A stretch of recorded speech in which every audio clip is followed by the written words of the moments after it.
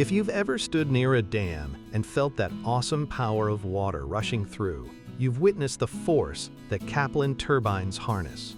And what we're seeing here at Global Hydro is the heart of that system being born, the Kaplan runner.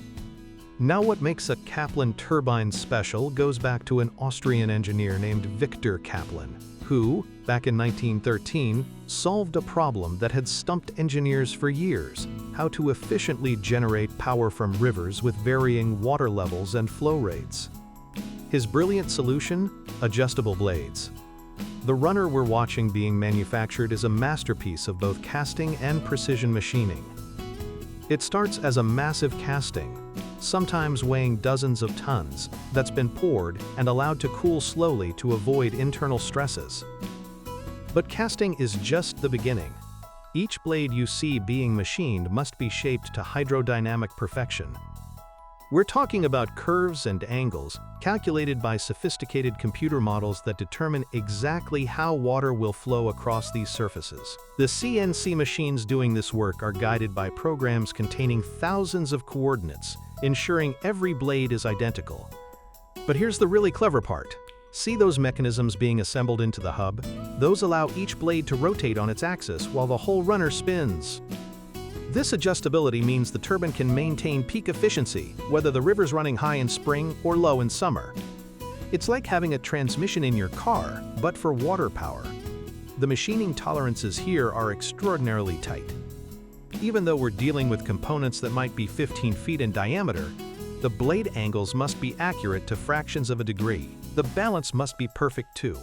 Any imbalance at operational speeds would create vibrations that could tear the entire installation apart.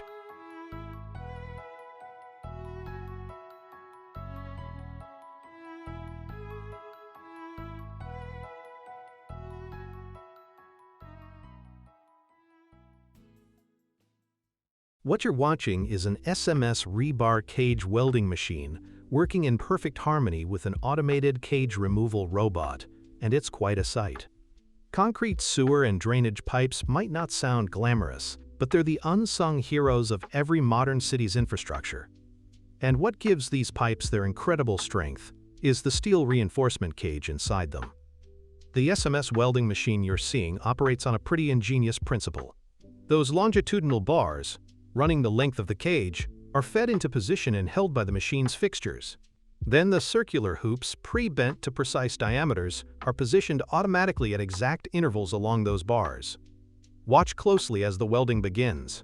Multiple welding heads move simultaneously, creating spot welds at each intersection where a hoop crosses a longitudinal bar. The speed is remarkable.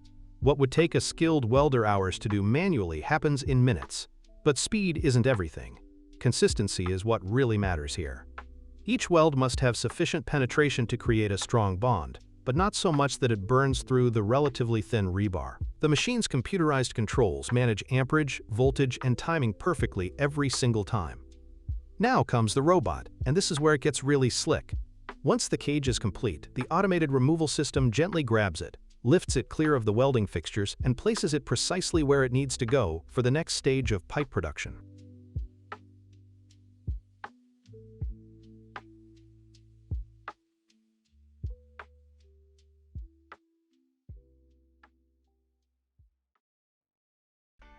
Now here's where modern manufacturing really shines. And it might just remind you of how far we've come from the manual lathes some of us started our careers on. This is the DMG Mori NLX 2500SY, and if that name sounds impressive, wait till you see what this machine can do. We're manufacturing hydraulic cylinder components here, the kind that power everything from construction equipment to industrial presses. What makes this particular lathe special is that it's what we call a multitasking machine. Instead of moving a part from one machine to another for different operations, this beauty does it all in one setup. Let's break down what's happening. The raw material, a precision steel bar, gets loaded into the main spindle. The machine's computer brain, programmed with tolerances measured in thousandths of an inch, takes over. First, you'll see the turning operation, where cutting tools, spinning at controlled speeds, shape the outside diameter. The surface finish being achieved here is mirror smooth, critical for proper sealing in hydraulic applications. But here's where it gets really interesting. See that second spindle? That's the sub-spindle, and it can grab the part mid-operation, flip it around, and machine the other end without any human intervention. Meanwhile, the machine's live tooling, cutting tools that can rotate independently, drills, cross holes, cuts keyways, and performs milling operations, all while the part is still chucked up. The NLX2500SY can handle parts up to 20 inches in diameter, but what's truly impressive is the repeatability. Machine number 1. Machine number 1000. They'll be identical within microns. This consistency is what modern hydraulic systems demand.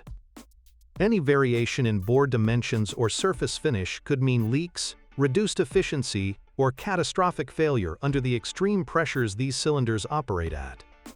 The cutting tools themselves are engineering marvels, carbide inserts with special coatings that can withstand the heat and friction of high-speed machining. Coolant floods the cutting zone, washing away chips and keeping temperatures stable.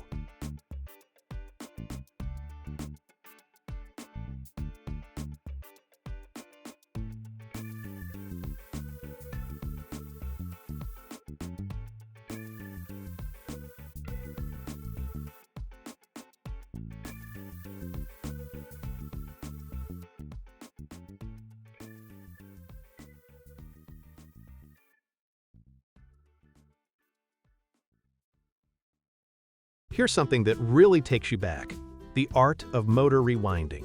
At Koffler Electrical in San Leandro, California, they're keeping alive skills that some folks thought would disappear in our disposable age. But when you're dealing with a $50,000 motor that's critical to a production line, throwing it away just doesn't make sense. Let's start with that stator coil being wound. See how the technician is laying multiple strands of copper wire simultaneously? That's random winding, and it requires a feel that only comes from years of experience. Each strand must maintain proper tension, can't cross over itself incorrectly, and must fill the slot completely without leaving gaps. Now watch the layer winding on that rotating field coil. Completely different technique. Here, each turn is placed precisely next to the previous one, building up in neat, organized layers. It's like the difference between loosely coiling a garden hose versus carefully spooling fishing line. The lamination replacement you're seeing on that 500 kilowatt generator is particularly fascinating. Those thin sheets of steel are insulated from each other to prevent eddy currents, electrical currents that would waste energy as heat. Replacing them requires complete disassembly and reassembly with exacting care. That commutator undercutting operation with the laser-guided tool? That's removing the copper between commutator segments to prevent arcing and ensure clean current transfer. Get it wrong, and you'll have sparking, poor performance, and premature wear. The final testing phase is critical. When they spin up that 5,000 kilowatt generator and measure the output voltage on all 3 phases, they're verifying that months of painstaking work has resulted in a machine that's as good as, or better than, when it left the factory decades ago. It's industrial recycling at its finest, keeping American manufacturing running strong.